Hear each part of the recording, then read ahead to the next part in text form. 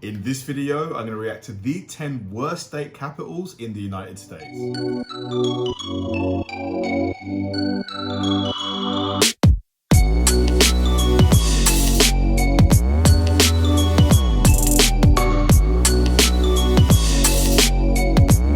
Hi guys, and welcome to another episode of Kabir Considers. This is the place where I react to music, media, sports, anime, anything related to popular culture. I'll watch it with an open mind and give you my 100% honest reaction to it.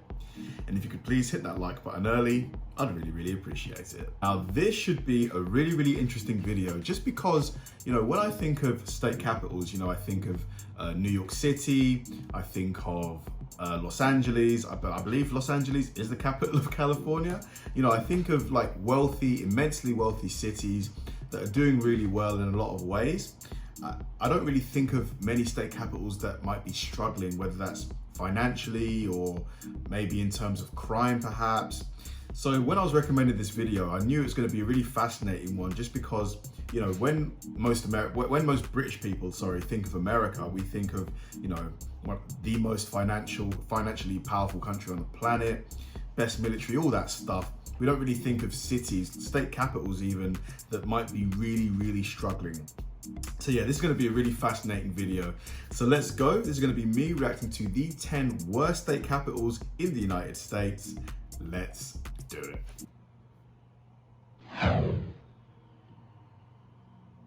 All right. Howdy, it's Kyle with a video counting down the 10 worst state capitals in the US. Previously, I posted a video ranking the 50 state capitals, which are the buildings, but this video is talking about the actual capital cities themselves, so the beauty of the Capitol building plays no factor at all in this video. And this is a topic that I want to discuss because in several of my videos, I've talked about many cities that have undergone a major economic boom in the past decade or so that are state capitals. And these are also often home to a major university.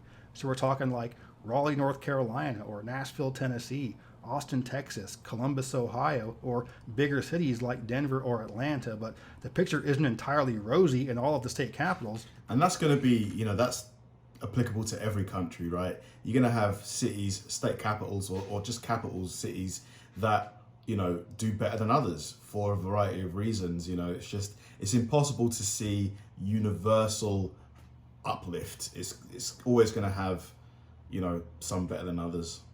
In this video, I ranked the 10 worst ones. At number 10 is Providence, Rhode Island. It has a population of about 185,000, but it's had about the same population for the past 50 years. Wow. It has both a lower household and a per capita income than the state of Rhode Island's averages. And that's not common. Normally, you expect state capitals to have higher wages and higher income than the rest of the state, but for 9 of the 10 on this list, including Providence, that's just not the case. The household income is $48,000 per year, which is pretty low, especially for the Northeast. And the per capita income is $28,000 per year, which is also very low. And that leads to approximately 22% of the population of Providence living in poverty. One interesting note about the demographics of Providence is that it's 43% Hispanic, mostly Puerto Rican, but that's much higher than you might expect. And the current mayor is the son of Guatemalan immigrants. If I would have done this list about 10 years ago, Providence probably would have been in the top 5, so it has improved a little bit, but it is still one of the rougher state capitals in the country.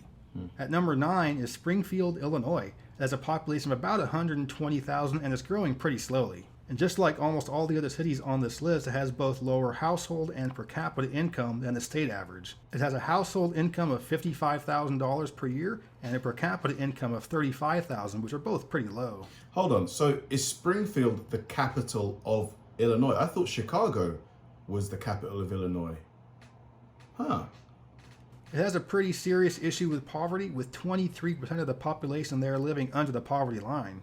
The city has pretty high crime rate, but it is just average for murders, so usually when the crime rate is really high, but the murder rate is average or low, that means there probably isn't a major gang problem there, but there is a lot of poverty that leads to a lot of property crimes. Right. The overall state of Illinois is losing population, and that's a pretty strong theme throughout this video, in that if a state is losing population, there are fewer government services needed, and the state capital is going to feel the brunt of that negative impact. So I imagine a lot of people are just moving out of those states, right? I guess, you can't really blame them if the situation in where they live isn't great. They might just seek, better conditions elsewhere, right? At number 8 is Lansing, Michigan. has a population of approximately 115,000, and there's been a slight population decline for about 50 years. Its household income was $41,000 and per capita income was $24,000, which are both lower than the Michigan average. It has a very high poverty rate of 26%. It also has an above average crime rate, but it isn't horrifyingly bad. But Lansing does buck the trend a little bit in that just east of it is East Lansing. That's the home of Michigan State University. So again, most of these capitals that have a major university either in the city or right nearby tend to be doing better off. But Lansing really isn't getting that benefit of having both the capital and the university there. Because I imagine if you've got a major university in that city, you know, all of the students, what they spend, you know, it's all going to go into the local economy, right? So I guess it kind of helps out a lot in that regard. But the overall city of Lansing does have above average educational attainment amongst its citizens, but overall the city is still pretty rough. At number 7 is Charleston, West Virginia. It has a pretty small population for a state capital at 45,000, but the population is going down. It's lost 12% of the population since the 2000 census. The city had about 75,000 people at the 1970 census, so that's always been a fairly small state capital, but it has been going down in population quite a bit. And Charleston's the only city on this list that has a higher household and per capita income than the state average. With West Virginia being just about the poorest state in the country, Charleston's $44,000 household income and $35,000 per capita income are higher than the state. The poverty rate is about 20%, which for this list is actually pretty good. In terms of crime, it has a just above average murder rate, but it has very high property crimes and assaults. And this is property crime, so that's things like burglary, so people breaking in and trying to steal stuff, I imagine. A reflection on the huge drug problem in Charleston and West Virginia in general. You hear about the phrase opioid epidemic. Well, West Virginia is pretty much ground zero for that. Really? It's also a very unhealthy city, one of the most obese cities in the country, very high smoking rate as well. And West Virginia is generally considered the least healthy state in the country, and you can see that in Charleston. At number 6 is Montgomery, Alabama. It has a population of about 200,000, and it's generally been growing a little bit for the past 50 years, but the population has been pretty steady. Just to digress a bit, I mean, I've heard a bit about this opioid crisis. I mean, maybe like based on where I live, like, you know, I don't really hear much about it. But I mean, is it really that bad? Like, I've never, you know, I don't really know much about them, but I have been hearing about it here and there, you know. So yeah, to anyone who has some actual like expertise in it or some knowledge in it, like, let me know. I'd love to read, you know, a bit about what's going on. Hopefully we can come to some kind of solution. Since 2015. Alabama is one of the poorest states in the country, and Montgomery is poorer than the state average. The household income was $43,000 per year, and the per capita income was $25,000. And it has a 24% poverty rate. So as with a lot of other cities with a high poverty rate, there's also a very high crime rate in both violent crimes and property crimes. And Alabama is kind of the Rust Belt of the South. There was a lot of iron and steel and manufacturing type stuff going on in the state, but just like you had up north in places like Pennsylvania and Ohio, there was a big decrease in those jobs, and the state took a big hit overall, and with Montgomery being the capital of the state, it took a major hit. At number 5 is Baton Rouge, Louisiana.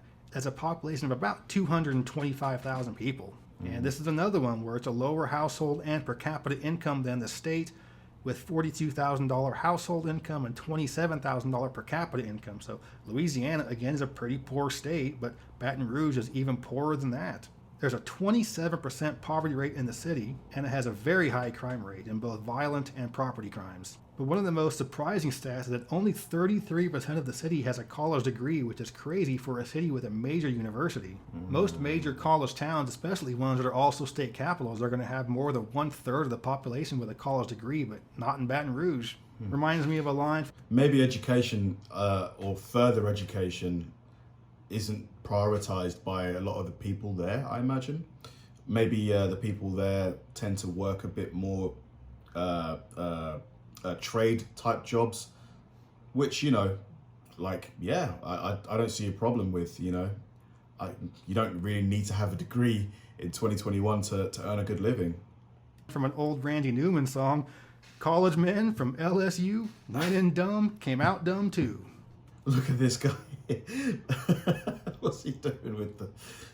Let me rewind that bit just to hear what he says. With a major university. Most major college towns, especially ones that are also state capitals, are going to have more than 1/3 of the population with a college degree, but not in Baton Rouge.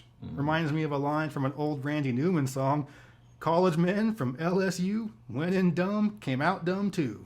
So Baton Rouge is the city that most bucks that trend of cities that are both state capitals and major college towns seeing an economic boom, because Baton Rouge just isn't seeing it. That's funny. At number 4 is Harrisburg, Pennsylvania. It has a population of about 50,000 people, and there's been a population decline for 50 years. Its household income of $42,000 and per capita income of $25,000 are both lower than the Pennsylvania state averages. A whopping 32% of the people that live in Harrisburg live under the poverty line. And shockingly, only 79% of the city are high school graduates. And all those factors lead to an absurdly high crime rate, an incredibly high murder rate, assaults, robberies, any kind of crime you can think of is extremely high in Harrisburg. Man. Which is a shame, because the state capitol building there is one of the most beautiful ones in the country. It's just that the city in which it's located is pretty rough.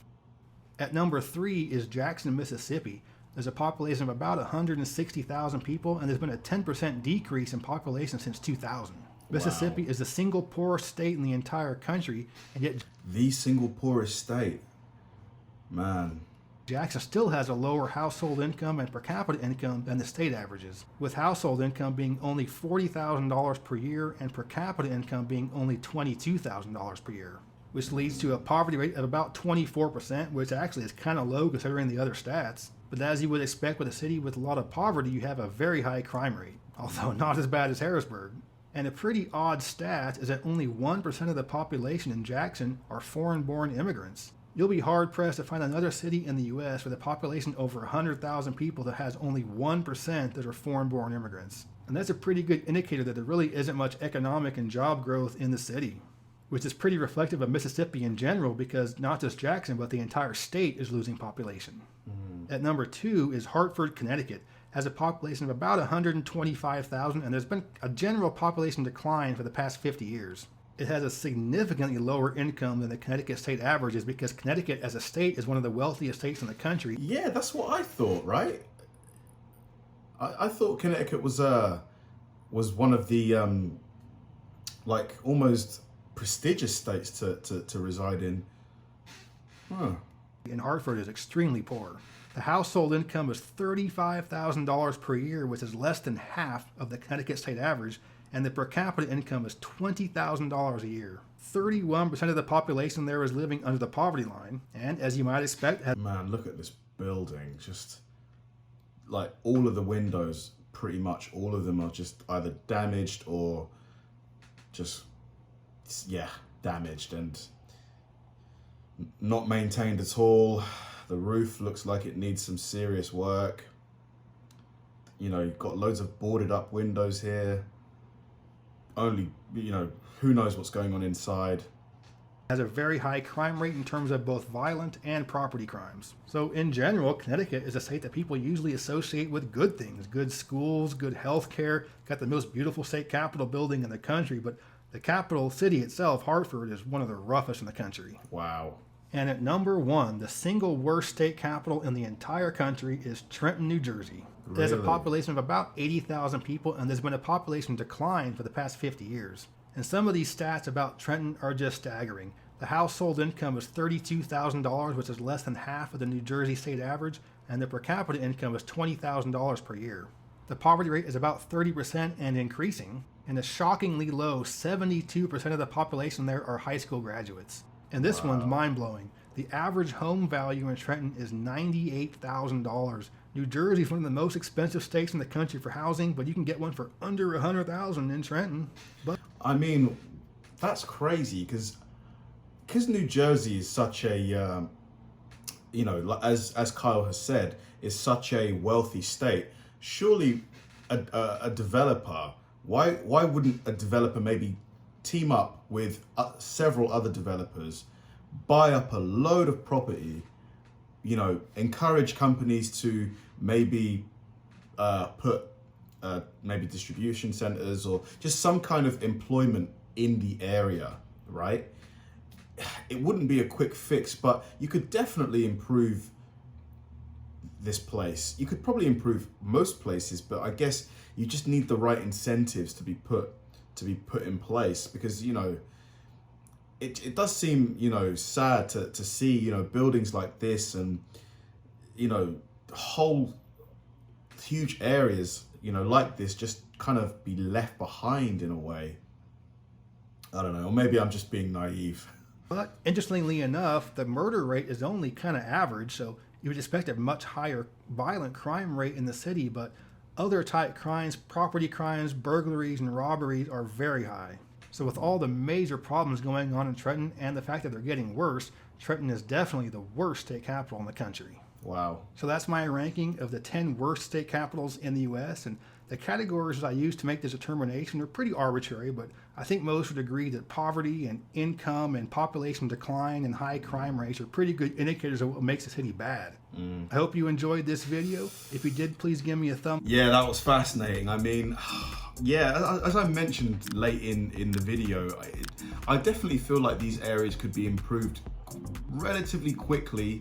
You know, it just, you need to put, like, as Carl mentioned, wherever there's high poverty, there's going to be high crime, because the people are desperate, right? They need to find ways to feed themselves.